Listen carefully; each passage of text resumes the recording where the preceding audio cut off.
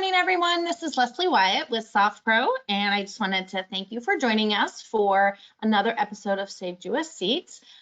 We are excited to have some Steves from ALTA, which I will introduce here in a minute, to talk about the forms, a hot topic in our industry right now. But first, I just wanted to go over some housekeeping and, of course, announce that registration is open for the SoftPro 2023 User Group Conference. This year will be held at the Omni in Amelia Island. It's beautiful. We have been there in the past and backed by popular demand. It is April 12th through the 14th. If you'd like to register, the link here is below, and we will also include it in our follow-up email, and you can also find it on our webpage, but it's www.softprocorp.com/SPUG. SPUG is SoftPro User Group, in case anyone's wondering. We hope you can make it. We hope to see everyone there. It's always a great time. It's great networking, great learning. It's a nice time to see your peers and meet a lot of people from SoftPro that maybe you've talked to 100 times on the phone, but now actually get to meet them face to face. So any questions, let us know, but hopefully we will see you all there. So with that, I just want to go over some housekeeping. Like I mentioned, we are doing episode 41, everything you need to know about the ALTA 2021 forms. And we thought it would be best to bring in some of the players at ALTA to talk about it rather than us. We have Steve Gold, who is a million things at ALTA, but officially the product director, but also acts as a staff liaison for the forms committee, which is why he is going to go ahead and work with Steve Gottheim and kind of going over some stuff from ALTA regarding these forms. And joining him is Steve Gottheim, which I'm sure most of you know, if not all of you. He is general counsel at ALTA and also deals a lot with all the vendors and the forms and whatnot. So I'm going to turn it over to them in a second. But before that, just some general housekeeping. Per usual, we do record these. We will follow up and send an email out in the next couple days with some information regarding the webinar, including a link to where you can log in and view it. Please share it with your peers, with your coworkers, whatever you see fit. If you happen to have any questions, please feel free to click on the questions icon on your screen there. I can't tell you where it is. Everybody's different. Sometimes they have it at the top, the left, the right, the bottom. But go ahead and type them in, and we will try to get through as many as possible. If by chance we don't get to your question, we will try and include it in the follow-up email, or we will reach out to you directly if it's something real specific. So feel free to go ahead and type any questions, and we'll try and get through them throughout the webinar. And like I said, if not, we will just follow up with you with them. So with that, I'm going to turn it over to Steve's so that we can get started. I am going to do part of this webinar, but more towards the end from the software side and underwriter side. So we've asked both Steve here, to come on here and talk about it from the ALTA side. And I think it might be helpful, guys, to kind of talk about a little bit like why we're here, meaning why we had some changes, just kind of on a high level, why we had changes, how they came about, when everything's going to be effective.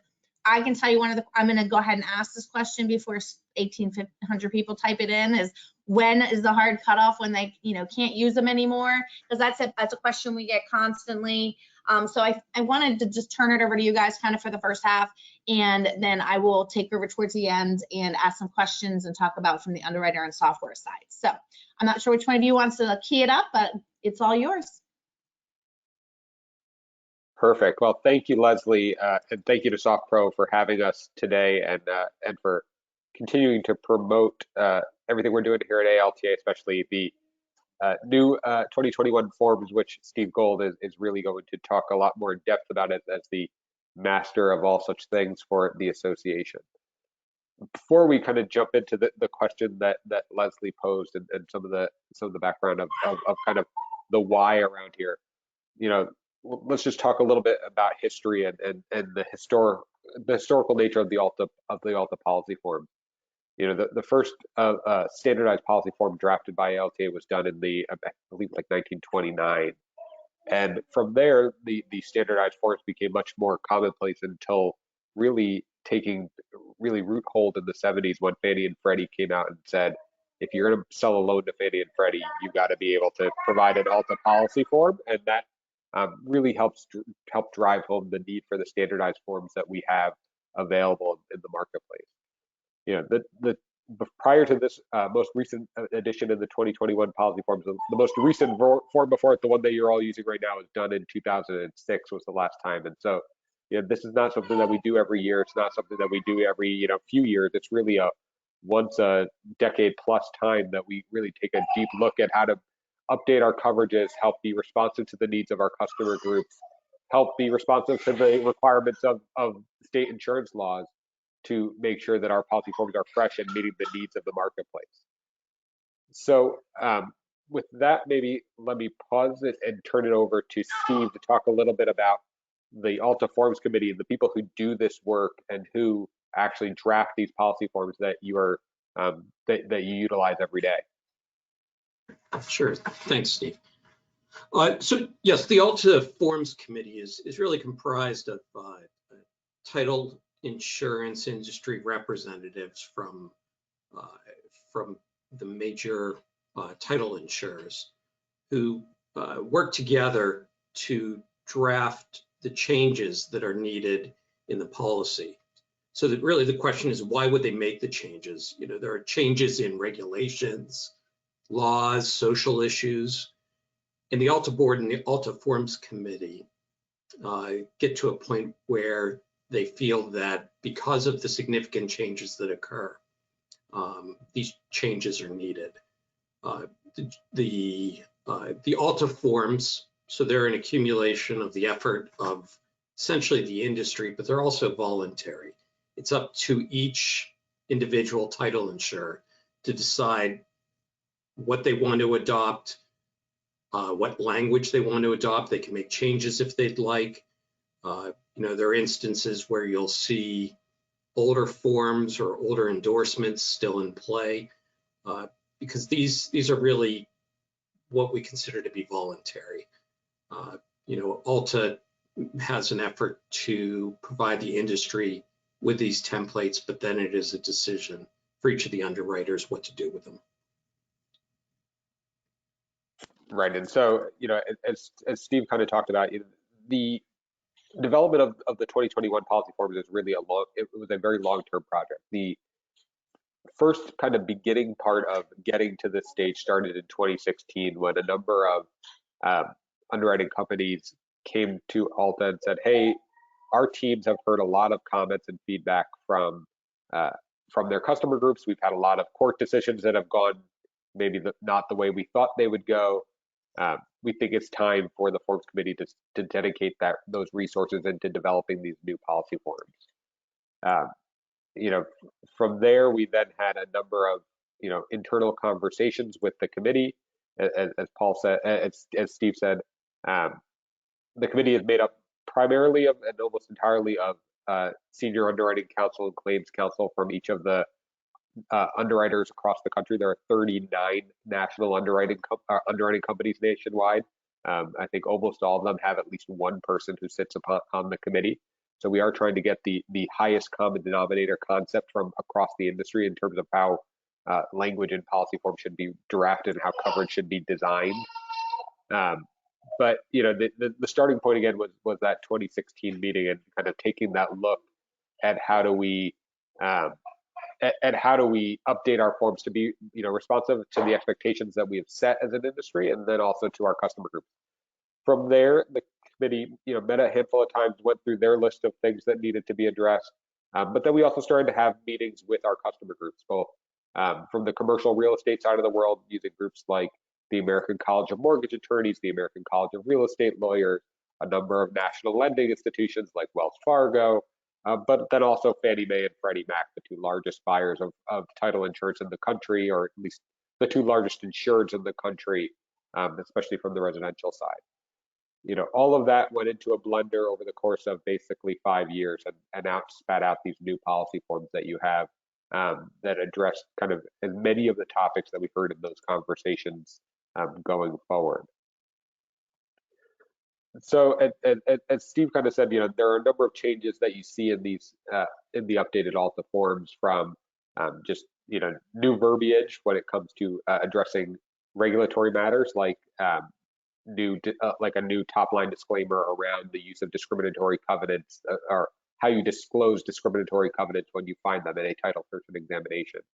many of you may or may not, have become intimately familiar with the Fair Housing Act and the concept of what it means to republish a discriminatory covenant, and how that potentially can violate the Fair Housing Act. And so, we as an industry have a lot of safeguards in place to try to address and inform consumers when these come up in a certain exam, but also try to make sure that we're not republishing them and violating federal law in that space.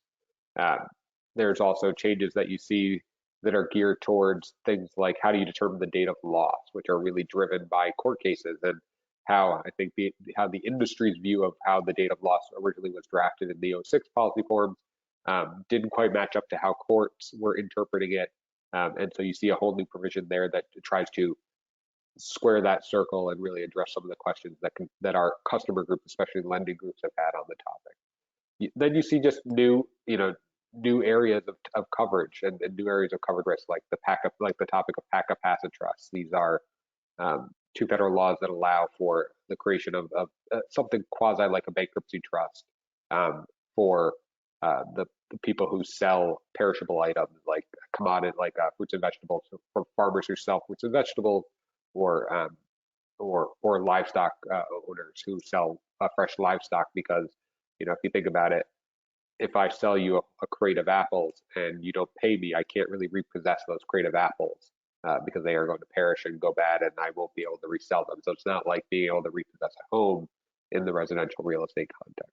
So all of those are just different topics that come into play and really get addressed in this set of policy forms. Let me kind of jump over and kind of take the question that Leslie posed to us first, and then I'll turn it over to Steve to talk about kind of what has the forms committee done in terms of what's been done in the 2021 policy forms, and then kind of what are some of the standardized types of products that have not been updated and are still kind of in the hopper for the committee to be taking a look at. So Leslie's question was, when is going to be the official drop dead date? When does a title agent absolutely have to use the new 2021 forms as opposed to the old 06 form? And while I wish I could give you a very, very clear and precise answer, as in the world of title, the answer really is it depends. And so it depends on really three factors. First, it's going to depend on your underwriter requirements, right?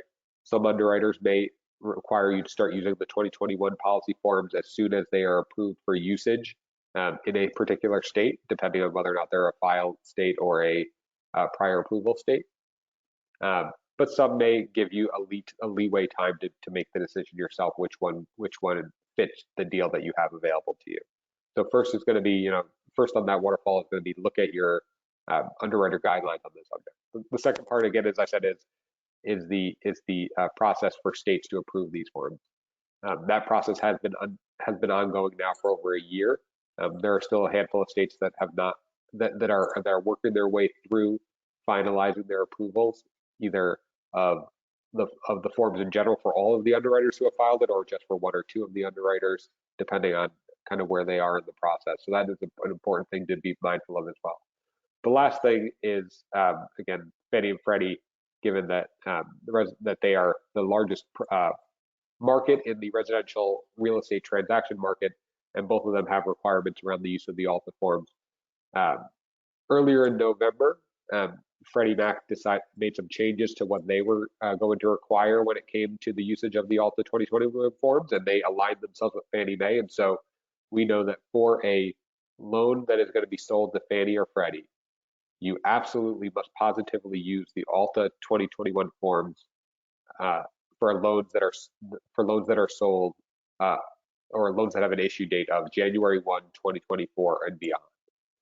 For the period of time before that, Fannie and Freddie will take either an 06 or a 21 policy. We know from our conversations with them, their preference is to take the 21 policy, and so they're going to be more encouraging of folks to use the 2021s when you have the ability to do so.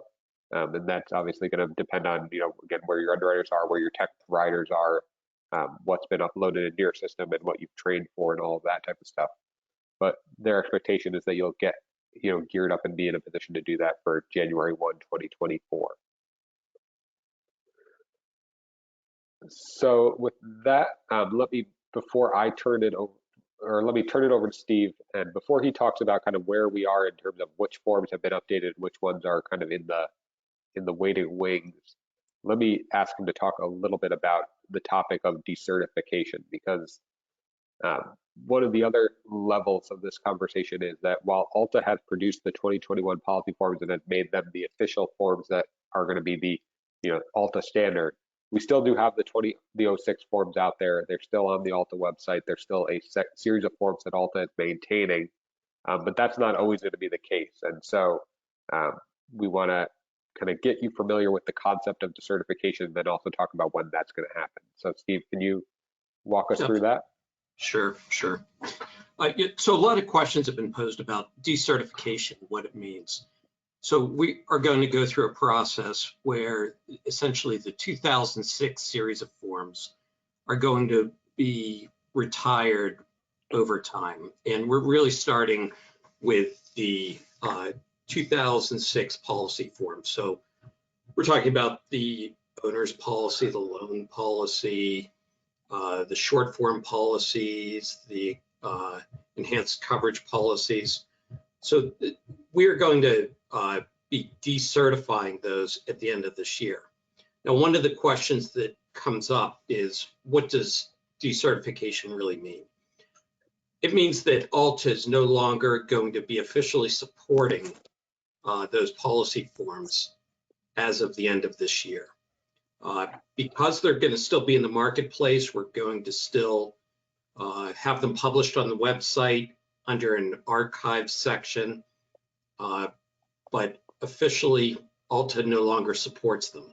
You will still very likely see them in the marketplace for a period of time.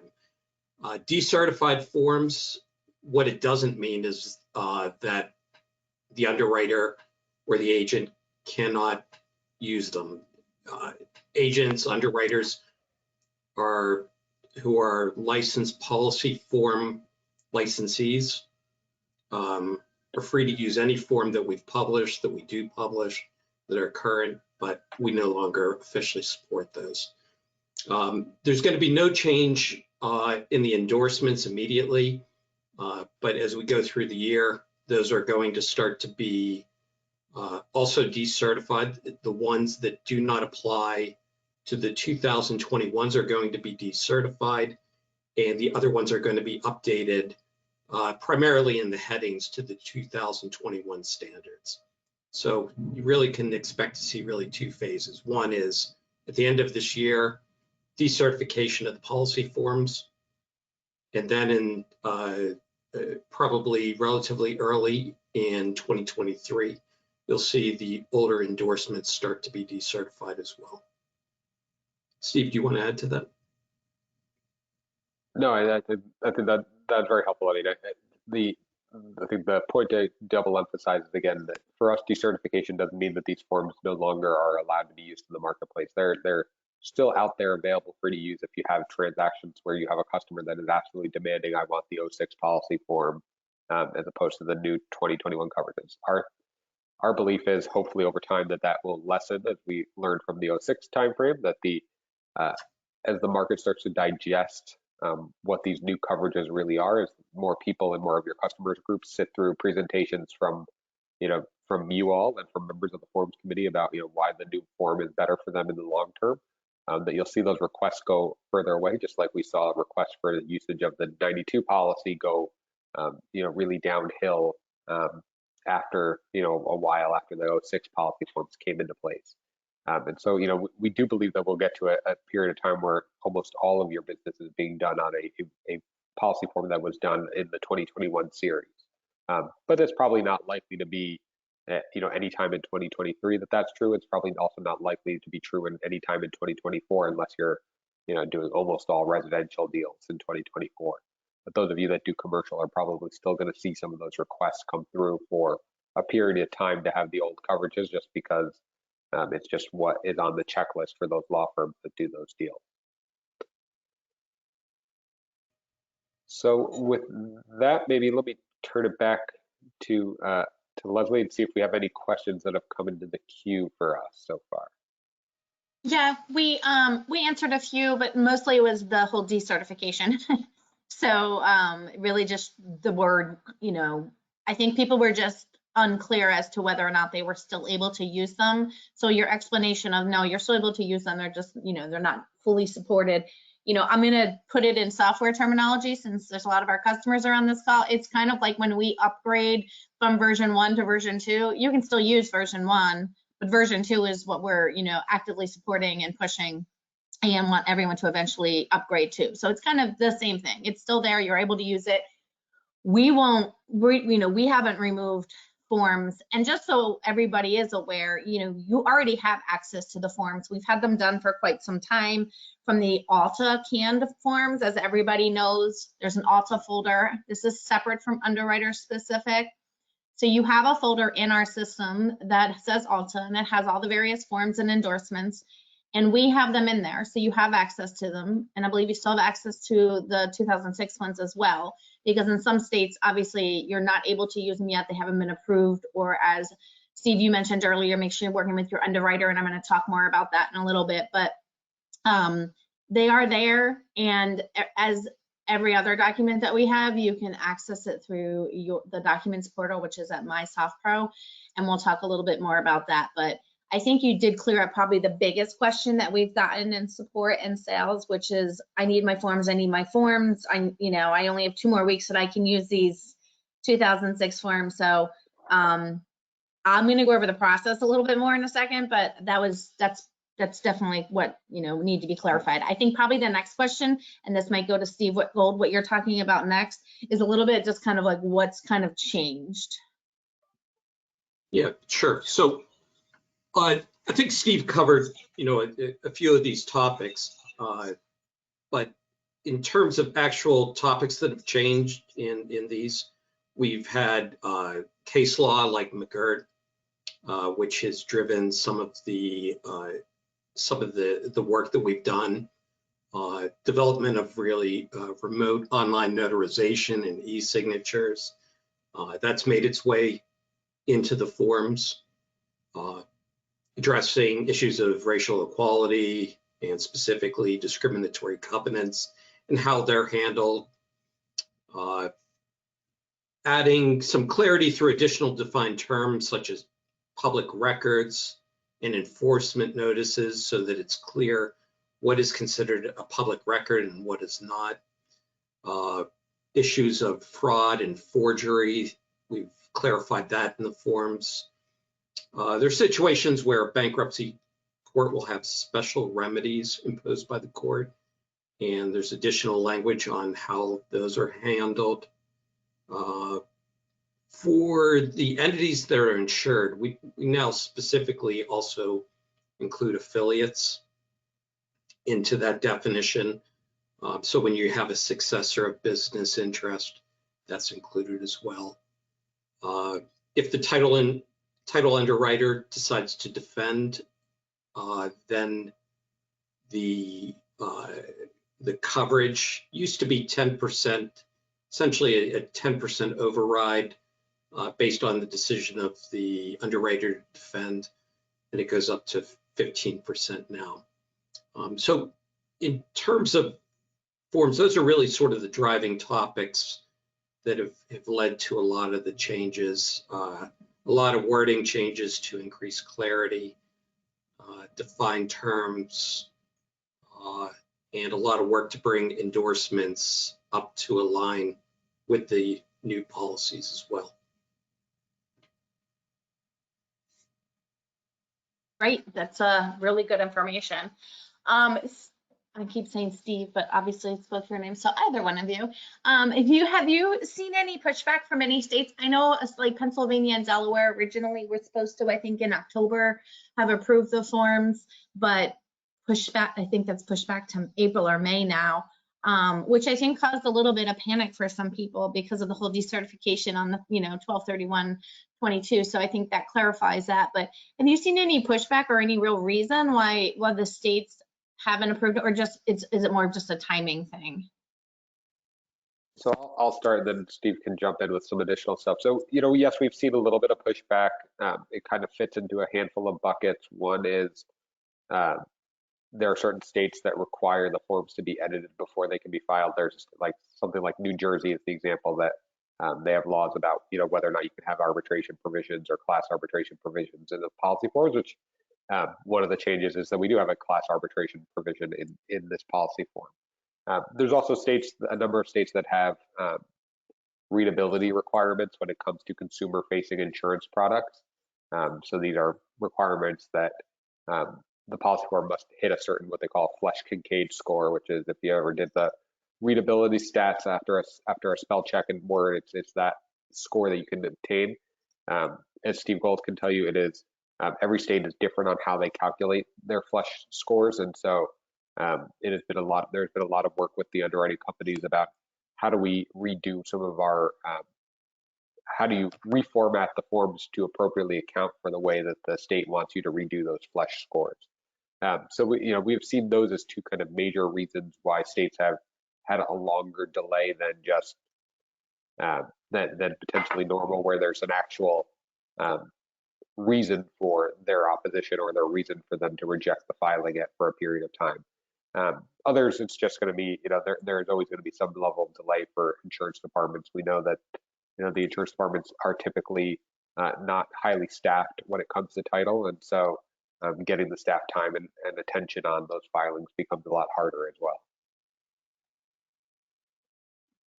Yeah, the only additional challenge I would say, sort of built on what Steve just said, is that if some of the insurance departments have had some turnover, and so you have sometimes analysts who aren't as familiar with the forms or the requirements, so there's sometimes some education. We had to do some work working through the Flesch scores and assisting some of the underwriters for getting those filed. But I haven't, there was one call recently, but in general, that is pretty much settled down with the readability scores. That's interesting. I didn't actually know that. So I always love when people around can teach me a thing or two. So, we deal primarily with underwriters on this, and they generally have somebody, staff that files them in the states where it require the forms to be filed and approved and whatnot. And going back to the whole date thing, I'm sure you guys saw, like, everybody was rapid filing in Florida, which is a promulgated state, of course, and they kept saying, okay, these are going to be effective October of 2021. And so, again, we got an onslaught of calls saying we need the forms, it's October, whatnot. And so this is good to clarify that just because the form has been filed in a state or approved in the state doesn't mean you need to run out and use it. It just means that they're going through the proper channels, they meaning the underwriter, to get their forms approved.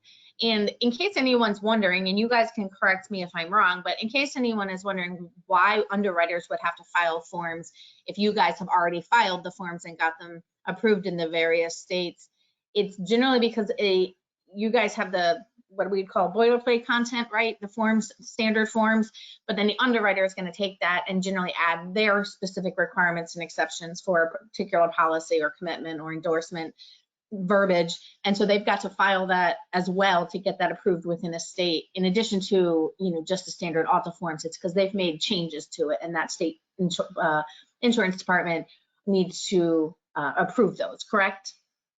Yes, and so, to kind of your point, Leslie, the underwriters take the lead when it comes to filing the forms with each of the state insurance departments. They are the regulated entity. ALTA is not in that instance, and so they're the ones who have that relationship with the Department of Insurance for those purposes. Most of the way state insurance laws are drafted, it's either the insurer has to, it's the insurer that has to file in those states. So ALTA doesn't actually file or seek approval in any of the states for our policy forms. In some states, the State Land Title Association has taken on a little bit of that role, whether it's CLTA in California and the promulgation of their version of the ALTA forms, or the work that Texas does with the Texas Department of Insurance in that space.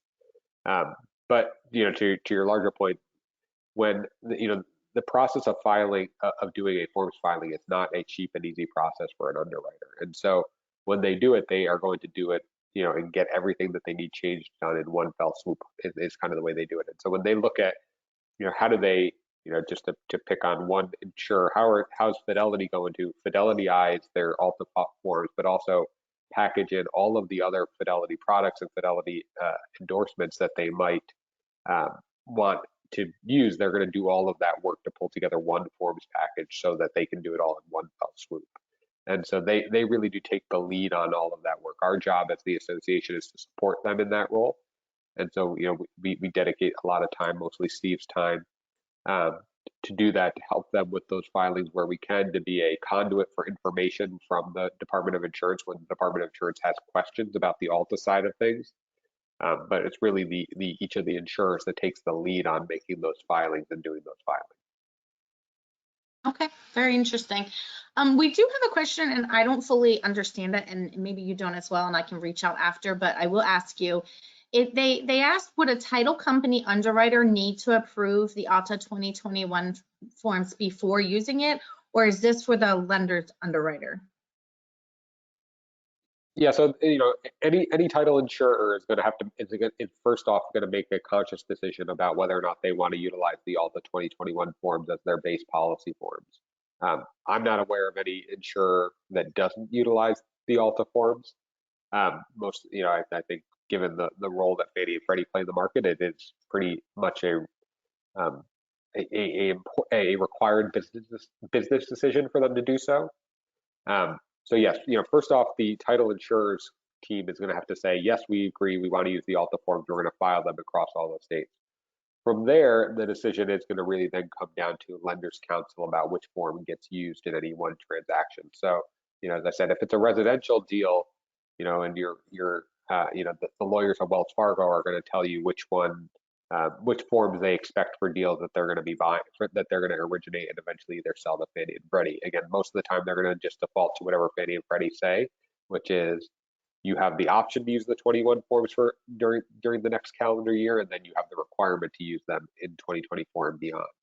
On the commercial side, that tends to be a little bit more of a mix between the in-house lawyers at the lending institutions and the borrowers in a commercial deal, but also the outside lawyers as well, especially depending on the size of the deal and how many and the funding structure and loan agreement structure in those deals really will drive a lot more of those decisions. So it's a lot more complicated on the commercial side.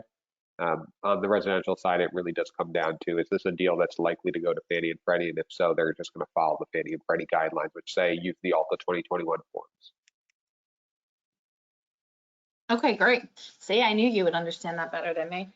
We do get confusion sometimes when there are updates, and we update the ALTA ones first, of course, right? So what I mean by that, just so everybody is clear, is that regardless if you have your underwriter documents within the software, which almost everybody has access to, and I'm going to talk about where to find that here in a minute in case you don't, off the shelf, we have all the ALTA forms. We work with ALTA. They're the trade association, National Trade Association, that provide these forms for their members.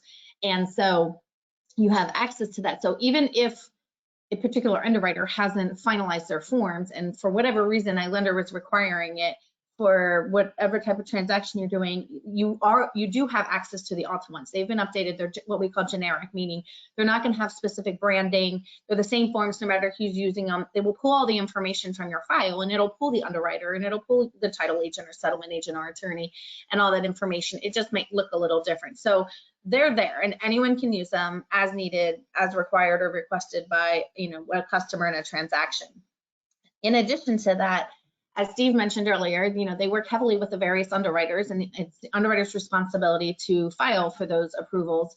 And then Steve, you also mentioned, I believe, that there's underwriters on the forms committee as well, and they work with ALTA to get the information that should be in there. And then what happens is when they take those forms and I don't want to use the word customize, but they customize it to become their particular underwriter form. So it'll have their logo.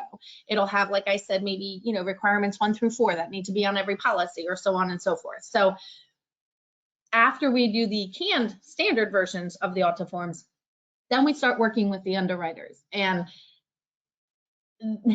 there's no good way for us to work with the underwriters on this, simply because There's so many of them and everyone needs them yesterday, and we are well aware of that. So we truly just do a first come, first serve. We send out notifications to them saying, hey, there's new forms, the sooner you get them in, the sooner we can get them back to you.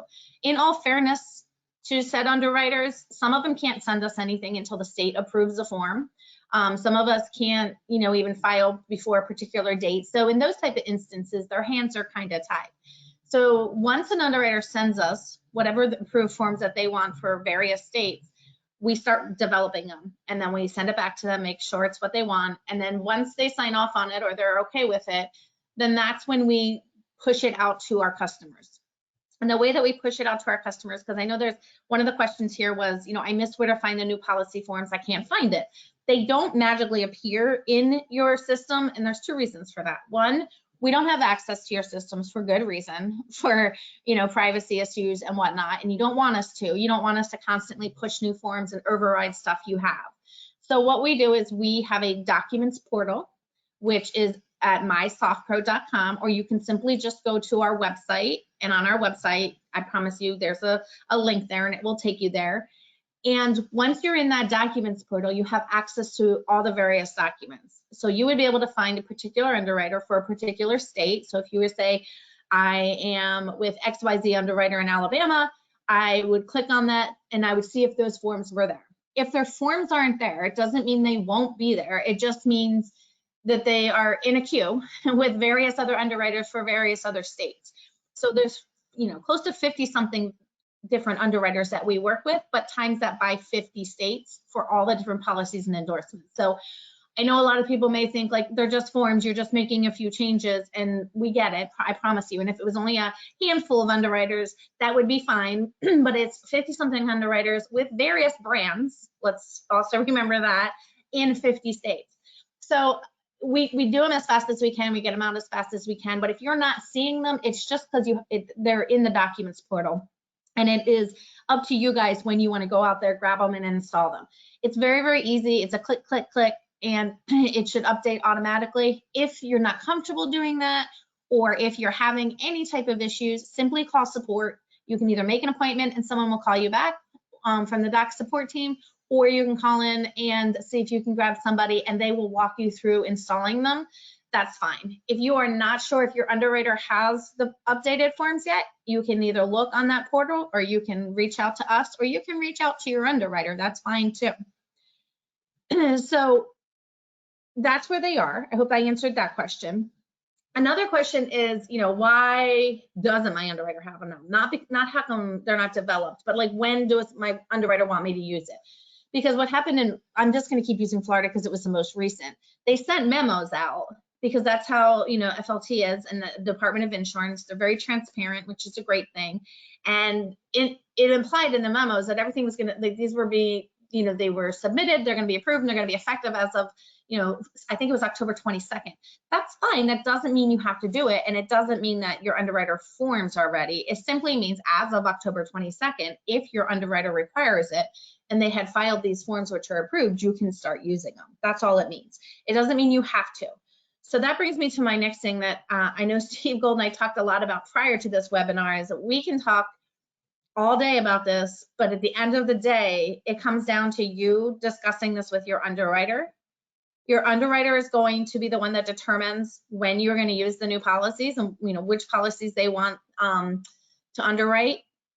I will tell you, if you issue a commitment on 2006, you have to issue a policy on 2006. If you're issuing, or whichever years you're using, they have to coincide. You can't mix and mingle at this point. So talk to your underwriters. You can simply go to their website. You can reach out to your agency rep. Some of you may have already been contacted by your underwriter with a time frame or a timeline. And if you haven't, trust me, I promise you, they're all working on it. As Steve Gottheim mentioned, this is a big undertaking and a costly one for underwriters with filing and getting approval. So feel free to reach out and find out when they are looking for these forms to be implemented. Once you know that, then you'll have a better idea of when you might see them in the docs portal. As I mentioned, we do first come, first serve. It's really the only way we can do it because we get an onslaught of requests. And so the docs team that's literally all they're working on, and they're cranking them out left and right. There's a ton of them that are done, and there's still quite a few that need to be done. They're hoping to get a majority of the ones that have already been requested done by the end of the year. But again, it doesn't matter if your underwriter is not going to require them to be used. At the end of the day, if their form is not in the system, or for whatever reason you can't update your system, and you have an underwriter that's saying, hey, I want this on the new 2021 forms, you can use the ALTA standard forms that we have in our system. You may need to type an extra requirement or two because it's not going to be the customized one in your underwriter package, but it will work. They will take it. They will happily take it. You just might need to type in a little something to what would normally have been hard-coded until your particular underwriters in a particular state for a particular brand has been updated in your system. So hopefully that answers that. You can go into the docs portal under My SoftPro, and you can check and see what's there. You can update them, you can download them, you can do whatever you want, and let us know if you have any questions. And you can also start these conversations with your underwriter so you know when they need to be in there. So I think that we have a question here. It says, I think we need to clarify, if we don't have the approved forms yet from the underwriter, we should not be using the forms available. Yes, that's kind of what I just went over, is if the golden rule here is we can give you all the information you want. We can even give you the forms. Steve Gold and Steve Gottheim can answer any questions and can go through all the forms. But at the end of the day, until your underwriter tells you to use these forms, then you're not supposed to use them. They're the ones that need to let you know when those forms need to be required for their policies and for their commitments. And they're all have dates. They all have memos. They have stuff they've probably already sent out and maybe everyone hasn't seen yet. Simply talk to your agency rep, go to their website, email them, whatever you need to do. At the end of the day, if you need our assistance, we're happy to help as well. Just let us know. I'm trying to think if there's anything else we should touch on. Steve Gold, the policy types that were affected, we've got the new policies, we've got, or updated. Wait, we have new and updated. I think that's important to let people know too, that there's some new endorsements, there's new policy and updated. And then can you just, at a high level, someone asked if there are changes to commitments as well. Maybe that's something you could answer. Yeah, so there were changes in basically all the forms, CPLs, commitments, policy forms, back in 2021 is when those were approved. That includes base policies, short forms. When you're looking at endorsements, there are some endorsements that you'll see listed with a -06 on the end. And those are the ones that are the holdovers that really still work with both the 06 and the 2021s. You'll also see endorsements that do not have a -06 at the end. And those tend to be the new endorsements that were issued. If you go to the ALTA site under policy forms, so alta.org/policy-forms, you'll also see under the endorsement section, there's an endorsement chart, and that's a pretty good guide for which endorsements apply to which series of forms. And we'll be updating those as decertification occurs, and as policy forms change, as endorsements change. We'll keep updating the information on the ALTA site to provide guidance. Okay, great. Yeah, I don't think a lot of people realize that there was changes to the commitment as well. And those changes were made to coincide with the changes to the policy, right? So some of it may be just more clerical and admin and the numbering to match, like you said, but they are definitely there and updated. Another question, which I'll answer and you guys can tell me if I answer correctly, says our underwriter said we could use the ALTA forms, however, we would need to list a deductible amount and the max dollar liability, limit liability. Who do we get that information from? That's definitely from your underwriter. That's their policy. Imagining that they're telling you if you use the ALTA form, their customizations to the form are not there. So what they want in there would not be listed. So that is definitely something that you would need to get from your underwriter. That would not be something that ALTA or we at SoftPro would know. And then someone mentioned they didn't have a particular type of 2021 policy for their underwriter. If that's the case, it may just not have been developed yet. It may not have been provided to us. We can't make changes to an underwriter's package without the underwriter's permission. So in that case, you may want to reach directly out to your underwriter and ask them if they've provided that, or if that's, you know, coming later, or if they just haven't finalized that particular form. Or you can certainly reach out to us and we can look into it as well. Trying to think if there's anything else. I mean, I think you guys cleared up the greatest question we get every single day, which is the timing. I think people have a sense of relief that they don't have to find out where these forms are and start using them in the next, whatever, 2 weeks before the end of the year, which is crazy that there's only 2 weeks left in the year. So I really do appreciate that. You know, coming from us, I don't know that people felt that we knew exactly what we were talking about. So it's much better to hear it from you guys since you're the ones that put the forms out. And I think, you know, between the date and then just really reiterating to everyone that these are conversations that you need to have with your underwriters as far as the when and the how of the usage. We at SoftPro can absolutely help you as far as installing them, where your forms are located, stuff like that. And then at ALTA, like Steve Gold just mentioned, you know, there is a section there in the form section where you can see what was changed, what was affected, what, you know, kind of goes together. They're always happy to answer any questions as well. So I don't know, Steve, if you have anything else that you want to add or any thoughts before we close out. No, I think that was a great summation, Leslie, and you know we're just so thankful for everybody to join us today and to ask these questions. And then, of course, if you have further questions, you can always, you know, ping them to Leslie and make her answer them, or you can reach out to either of us. Our emails are on our website at alta.org, but it's simple. The simple math is it's our first initial and last name at alta.org. It's the easiest email address, so you can just send every question, no matter on what topic it is, to sgold@alta.org.